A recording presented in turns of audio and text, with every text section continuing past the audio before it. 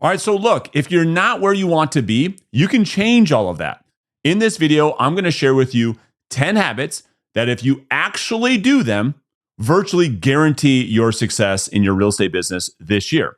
And so let's jump into habit number 1, which is to break your addiction to new information. All right, well, what does that actually mean?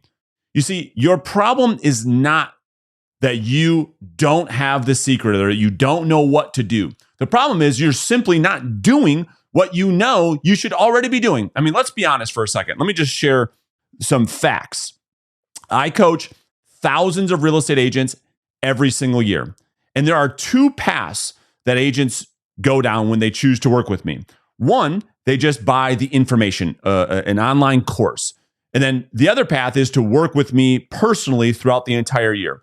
Now, I, of course, like any smart business owner, I track the results of my clients. And so here's the reality. Here are the facts. You have agent A. These are all the agents that come to me and say, you know what, I don't need the visibility. I don't need the accountability. I don't need your personal mentorship. You just give me the how-to, the tactical information, and I'll go do it on my own. And I say, okay, fine. That group of agents, on average, makes about $56,000 per year. The other agents, however, that actually work with me personally, that have high levels of visibility, high levels of accountability, and work with me under that guidance for an entire year, on average, make $189,000 a year. Now, I don't know about you, but isn't this super fascinating that 2 agents with the exact same information, the exact same tactics, the exact same strategies, the exact same techniques, all have the exact same scripts, et cetera, have crazy different results? Well, that's because it's not the information that you're lacking. It's your lack of consistent execution that is the reason why you are not where you want to be. If that is you watching this video, you might be, I don't know. But if you're watching this video and you're not where you want to be, this idea of mental masturbation, of addiction to new information, this addiction to shiny object syndrome is what's plaguing you to get to where you want to be. And so you don't have to get more information. You already know what you should be doing. It's just you're not doing it. Let me give you some more facts if you're not there yet. If it was all in the information, if you're sitting there to yourself, say, I don't know, Brandon, I don't know if I buy it. There's got to be some things that I don't know that other agents know. And that's the reason why they're winning and I'm not winning. Okay, well, let's look at this for an example. Everybody, there's no myth. There's no secrets on how to get healthy and fit. There just isn't any secrets. In fact, you can make the argument that doctors and physicians know more about the human body and health and fitness more so than any other human being on the planet. Yet, the people that are operating with the most information, doctors, are the most unhealthy profession in the world. And so the point is, the people who operate with the most intellect, the most information, they know more about being healthy than anybody on the planet, are the most unhealthy people on the planet. That gives us the concrete evidence that we need that it's not in the information. Your success is not hidden in some secret podcast, in some secret YouTube channel that you're going to get this little golden nugget that otherwise, if you didn't have it, you're not going to win. That's not what's going on here. In fact, the other 9 habits that I'm going to walk you through is not going to be this earth-shattering information that you've never heard before. It's going to all be stuff you've heard before that you simply aren't doing. And so we have to get out of this idea of more information.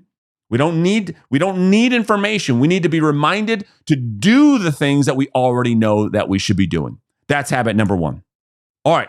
Habit number 2, use cause and effect to set your 12-month goal. All right. So let's go to the iPad and talk about what this actually means. So for the most part, when agents make their 12-month income goal, they come up with some crazy huge number. They might be making $30,000, $40,000 right now, and they say, okay, next year, that's going to really be my year. And I'm going to make $400,000, $500,000, $1 million. And they use what I call the rectal extraction technique. In other words, they just pull some random numbers right out of their ass. They have no logic to the goal whatsoever. And so I'm going to walk you through a different way. Maybe you call it goal setting re-engineered, on how to actually set a goal based on the idea of cause and effect. All right. So let me walk you through the concept, and then I'll get down to the tactics. So if somebody's goal, was to, we'll just say lose 20 pounds. All right. That was their goal. This is what you would say is the outcome. And all of you watching this would hopefully agree with that. Now, there's two things happening here, right? So if that's the goal, we would say, okay, what would cause you, because this would be the effect, right? What would cause you to lose 20 pounds?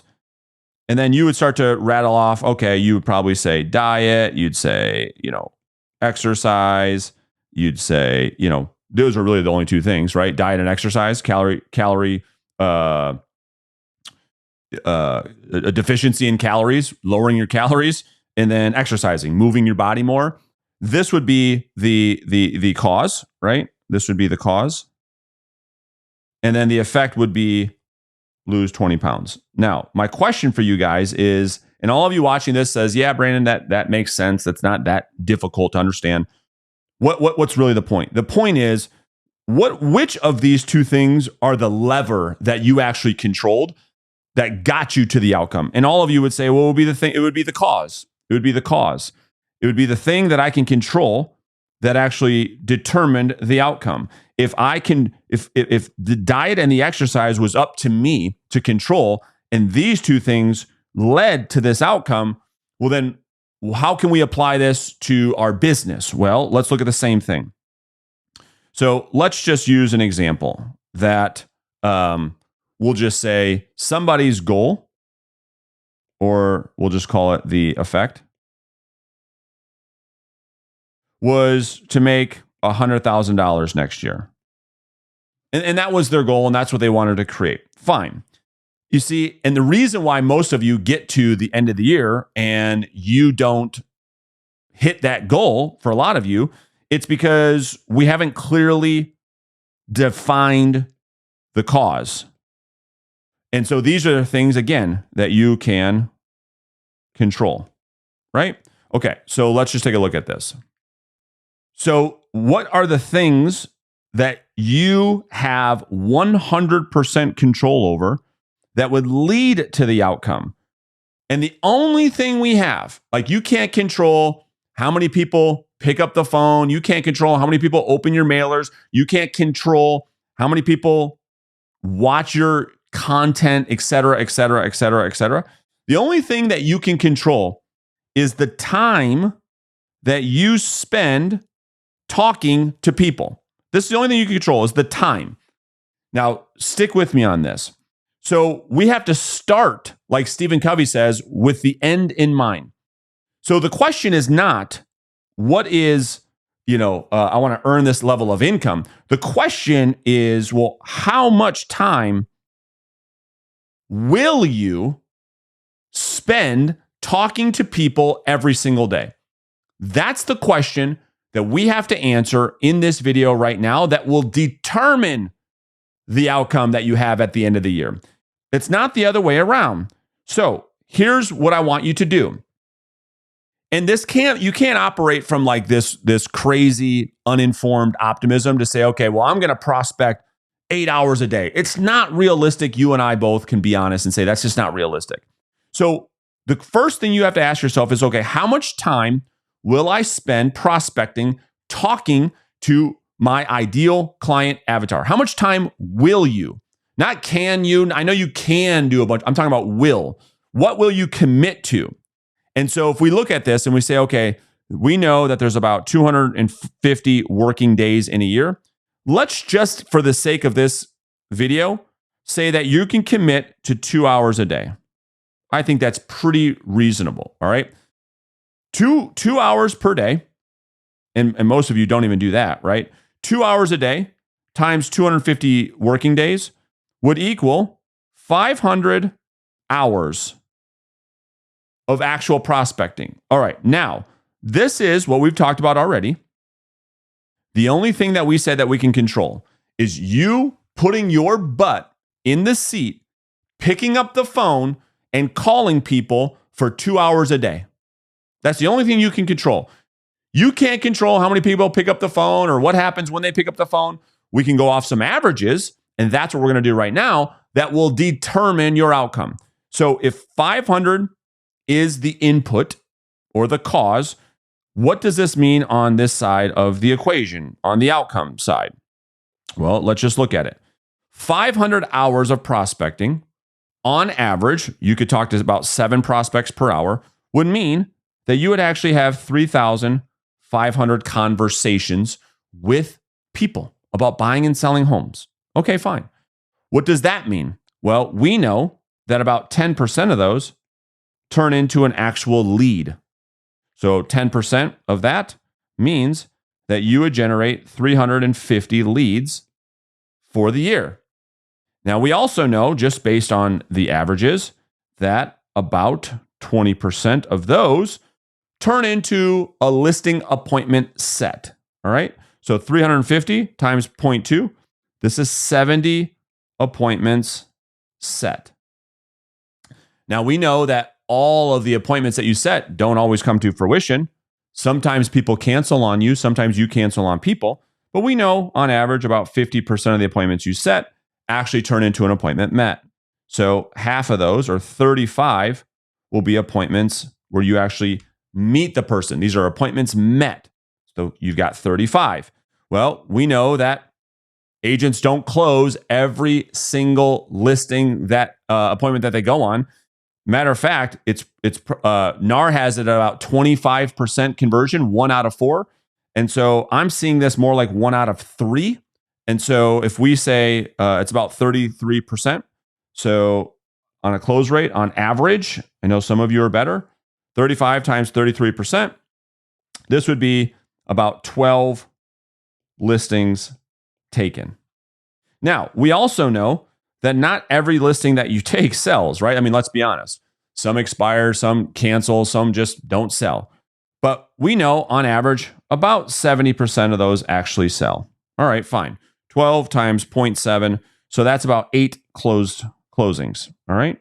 Now, here's what we also know is that the average commission is about 10K. All right. So this agent, based on their 2-hour commitment, would sell about 8 houses, and they would make about $80,000 in top line revenue, or GCI. You see, this is how we use cause and effect to back into the goal. So it's like, what can you actually commit to based on, right? And this is why we're going to talk about this later in the video. Based on your average conversions will actually determine the outcome, not the other way around. So it's not like you just magically come up with some number and then somehow, some way, hopefully, you deploy hopium as the strategy and you hope that at the end of the year, you magically make the income. It just doesn't work that way. And so we actually have to use cause and effect to back into the goal, going through exactly what I just went through. All right. So that's habit number 2. Let's talk about habit number 3, which is breaking the 12-month goal into what I call 12-week sprints. All right. So here's what I mean. All right. And we'll go back to the iPad for this. So this agent, who we just kind of mapped out the goals using that little exercise of cause and effect. So we have the numbers up here to pull from. And so if we just divided all of those, right? We just divided, let's do this. If we just said, all right, let's just divide all those numbers by 4, right? There's 4 quarters in a year. So that would be your 12-week sprint, all right? Because we know that a year is a long time, yeah? And so these goals kind of get lost a little bit. And so if we chunk these down into these mini little sprints and we just divide the goal, all right, and in this case, this agent's at 80,000 divided by 4, their income goal for the 12-week sprint would be $20K, $20,000. Okay, now that's a lot more manageable. It's like, all right, I'm trying to generate $20,000 in the next 4 months, right? If we divide that by 4, that's only about $5,000 per month. And we did that for all of their categories, right? So they need 8 closings divided by 4. So they only need, so closings, they need 4. We say listings, so 12 divided by 4. So listings, they only need 3, et cetera, et cetera, et cetera, et cetera. If you chunk everything down into 12-week sprints, your 1-year goal becomes a lot more obtainable. And maybe your goal is bigger than 80,000. Maybe it's 100,000. Maybe it's 400,000. I don't know what the goal is, but if you break it down into 12-week sprints and then put your actionable items, the things, remember the cause and effect, you put your actionable items into a 12-week sprint versus this huge idea of this 12-year or 12-month goal, I think what you're going to find is that everything becomes a lot more manageable. Which brings us into habit number 4, which is what I call the monthly business audit. All right, so here's how this works. So we have the 12-month goal because we talked about how to use cause and effect to back into the goal based on what you can control. And so you said, okay, how much time can I commit to actually doing my job, which my job is to talk to people who want to buy and sell houses. So I take the amount of time based on the averages to come up with, okay, here's what I think here's what I think I can accomplish over the course of a full 12-month period. Then I've broken that goal up into 12-week sprints to make that goal much more manageable. Now, the monthly business habit number 4, is a mechanism that I do all the time with agents that I coach to make sure that you're pacing for or you're on track for the 12-week sprint. And so here's what we're looking at. All right. So again, if I share my screen and we said, okay, we know that I have to have 4 closings in this sprint. So every month I need at least a closing. And so if you look at the actions, all right, so if we just said, this is the monthly business audit. Here's what we're doing, okay? Every month is I say, okay, I know that I need 3,500 conversations or I need 500 hours of prospecting. I divide that by 4. I know that. And then I divide that by, so if I go 500 divided by 12, I know that I need hours prospected. I know that I need, we'll go like this, need 41. I know that every month that goes by, I need 41 hours of prospecting. This is what I can control. And as a result of that, if I multiply that by 7, I need about 290 contacts. Okay, so we've got hours, we've got contacts, and I know as a result of that, 10% of that turns into leads. So I know that I need about 30 leads per month to stay on track. And then I know also, based on that, divided by 2, that I need, if I look at the appointment set, to stay on track, I need about 6 per month. And I know only about half of those are going to come to fruition. So in order to stay on track, I know I need at least about 3. Now, at the end of every single month, what you're going to do is you're going to say, okay, this is what I need to make sure that I'm on pace to hit my 12-week sprint, to hit my 12-month goal. And so you're going to audit this at the end of every month. And you're going to say, okay, I know what I needed. What did I actually do? This is what we call stepping on the scale naked. And so what did I actually do? And so you're going to go through all of your numbers at the end of every month. You say to yourself, okay, I know I needed 41 hours of prospecting. How many hours did I actually do? And you're going to plug that in. Maybe it's 37. I know I need 290 contacts. And this month, man, I only had 182. So this is a huge, huge area of opportunity. You have to really look and say, man, my business plan tells me I need 290. I am way off track. If I continue to do this every month, I'm going to be way, way, way off track. And as a result of only having 182 contacts, man, I only generated 18 leads. So I'm really, really, really falling off pace. And as a result of that, I only set 2 appointments and I went on and I actually didn't go on any. And so this gives you the visibility. Like if I was coaching you, this is what we'd be doing is say, okay, where are the holes in the business? Because at the end of this audit, we're going to do this exercise that I call start, stop, continue. And so we're going to look at this every month to say, okay, dude, what do you need to start doing that you're not doing right now to make sure that you get back on track? We're going to list those things out. Maybe there's 3 or 4 things that you have to do. What do you have to stop doing that you're doing right now that is resulting in you falling short in these categories? What do you have to stop doing? What do you have to eliminate next month that will free up time, free up headspace? What distractions can you burn so that you can stay focused? We list them out. And then lastly, what do you have to continue doing? What's working for you this month? What worked for you last month, rather, that we're going to continue moving forward this month? That's helping you to move your business forward. And you can have visibility around this every single month. Which then leads us into habit number 5, which is what I call the Sunday reflection. All right, so where are we at so far? We've got all these habits that we're putting in place. All right, this is the 5th one. We talked about how to get to our annual goal. We talked about how to break that up into quarterly goals, quarterly focus rather. We talked about the monthly audit. We talked about doing that. Now we're talking about the Sunday reflection. So every Sunday, I've been doing this for years and years and years and years. So the habit is to every Sunday night is to look back over the week and reflect on the week. Just say, okay, if I know where I need to be monthly, then I can break that into where I need to do every 5 days. What are the things inside of my control? And I'm going to reflect on that every Sunday night. I'm going to say, okay, what went well?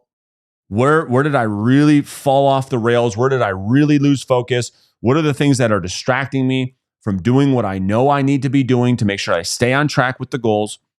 What do I have to do this week? You see, most people they go in like Captain America. They go into work on Monday and they're just putting out one fire after the next. They're just reacting to everything. There is no proactive plan whatsoever, but not you. So this year moving forward, you're going to say, okay, every Sunday night, I'm going to put together an action plan. I'm going to actually look at my business. I'm going to take control of my life and say, what are the things that I know I need to get done this week in order to be on pace for my goal? And I'm going to reflect on that every Sunday night, which then brings us into habit number 6, which is winning the day checklist. So now we're breaking it down even more. And so one of the things I recommend to every single agent that I've ever worked with is to create what I call a winning the day checklist. In other words, think about it like this.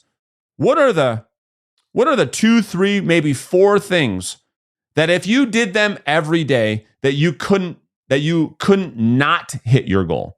That it would be unreasonable to think that if you did these things every day for 250 days in a row, that it would be unimaginable that you wouldn't achieve your annual goal. That's what goes on this winning the day checklist. And this is a fresh checklist that you start off every single day.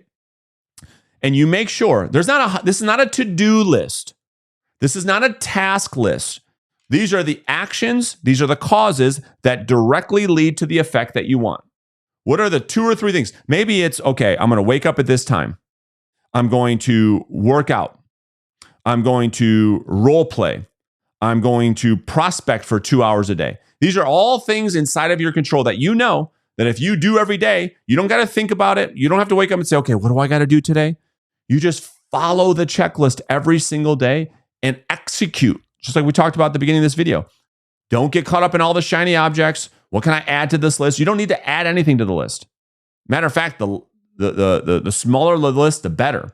And so what do you have to execute on every single day that if you did, it would be absolutely unimaginable that you couldn't achieve your goal? That's what goes on this winning the day checklist. Now, the other tactic here is that we stole from Jerry Seinfeld is to get a large calendar from like a local CVS or drugstore or like an office supplies, like the large, like the large white calendars that you could put on the wall or on your desk. And what you want to do is get a big red Sharpie, and every day that you execute everything on the winning the day checklist, this is another habit, you're going to give yourself a huge red X. And what will happen over time is you'll have this game where you won't want to break the chain. You'll have so many red X's put together that it's more painful not to do the things on your winning the day checklist than it is to do the things on the checklist. And so as you get a new checklist out every day, you execute on that, give yourself a huge red X, you start to stack these wins up every single day. Stacking wins and following through on your commitments is the only way to build self-confidence. All right, now let's talk about habit number 7, which is to talk to 20 new prospects every single day. Now, this one is by far everyone's biggest problem. And so when I look at a real estate agent's business and we look at, okay, let's just rip away all the BS, all the stuff that you think is the reason as to why you're not winning, it really comes down to you're just simply not talking to enough people on a daily basis. Period. End of story. And so habit number 7, part of that winning the day checklist is to hopefully on there speak with either over the phone, in person, over text, at a networking event, email, direct messages. You have to have conversations with at least 20 new people. This is not lead follow-up. This is not past clients. This isn't centers of influence. This is 20 new human beings that you've never talked to before every single day. Why? Well, because here's what we know. After tracking this for, 15, 16, 17 years maybe, I know with absolute certainty that on average, the number of people that you talk to daily equals the number of homes you sell annually. This is what I know to be true. And so it's no surprise that the average real estate agent sells 4 or 5 houses a year. It only makes sense. If you look at what they do every single day, they probably only have a handful of conversations every day about real estate. And you see the agents that sell a lot of homes, 20, 30, 40, 50, 60 homes per day. It's because they're having 20, 30, 40, 50 conversations per day. And so naturally, the question that you probably have in your head is like, well, Brandon, who? 20 conversations a day, dude? That seems like a lot of people. Well, let's just chunk this down, okay? We can call this contact distribution. Okay? All right. So let's just simplify this. Again, it's all about execution. It's not about like coming up with all this sexy. You don't need any of that. Let's just simplify everything.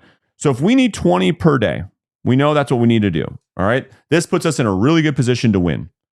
Well, if that's overwhelming to you, if you think about to yourself, okay, who are the demographics of people that buy and sell houses? Just think about that for a second. Who are the people in my market that are buying and selling homes every single day? Why would somebody need to buy or sell a home? I made a video about this a couple weeks ago on the channel. Well, you start to think about it's people that are going through life events, people that are having babies, people that are upsizing, people that are downsizing, people that are passing away, people that have to move into assisted living, people that are moving for jobs, et cetera, et cetera, et cetera. This starts to answer this whole question of like, well, who in the world am I going to call? 20 people a day. Man, gosh. Okay, well, why don't we make that really easy? All right. So what if we just said, we know that in every market there are low hanging fruit homeowners in your market that have their hand raised that are telling you they want to move. So let's start with those. So number one, maybe you just do 5 contacts a day with new and old expired listings. Matter of fact, coming up here in a few days on January 1st, you're going to have hundreds and hundreds and hundreds and hundreds and hundreds of these. So on January 1st, on New Year's Day, hopefully you're going to be working. I know your competition won't be. There's going to be hundreds of these. So maybe you just break this down and say, okay, let me just go speak with 5 of these people. Just 5. Really manageable. I can talk to 5 humans that had their home on the market that failed to sell with another agent. Even if you don't get a ton of new ones in your market, there are hundreds of old ones. Over the last 5 years of expired listings that haven't re-entered the marketplace, we know all the data. There's over half of all expired listings don't re-enter the market right away. So there are hundreds and hundreds and hundreds and hundreds of these in your market. So maybe you just do 5 a day. Number 2, maybe you just do 5 contacts with for sale by owners. Right? Just keep it really, really, really simple. These are people that got the little for sale by owner sign from Home Depot in their front yard right now, and you just go talk to them. 5 a day. Really simple. Number 3, maybe you say, okay, 5 contacts with for rent by owners. Okay? For rent by owners. Again, this is all pretty much, this data is free. Okay? You're not even having to pay to even get this data. This is all free. So people in your market that have rental homes, okay, they're landlords, and they're in the process of finding a new tenant. Well, a lot of landlords that have 1 or 2 homes, it is, for a lot of them, hard to own rental properties. So they're in a lot of pain. And so you could call a for rent by owner who's in a lot of pain and talk to them about the opportunities of selling. Or if they're not wanting to sell, you can talk to them about listing the lease to help them find a great qualified tenant. Put them into your pipeline or your book of business, follow up with them, because when they sell, and they all do, you get the listing. So that's simple. All right. These are easy people to find. No problem. 5 expired listings, 5 for sale by owners, 5 for rent by owners.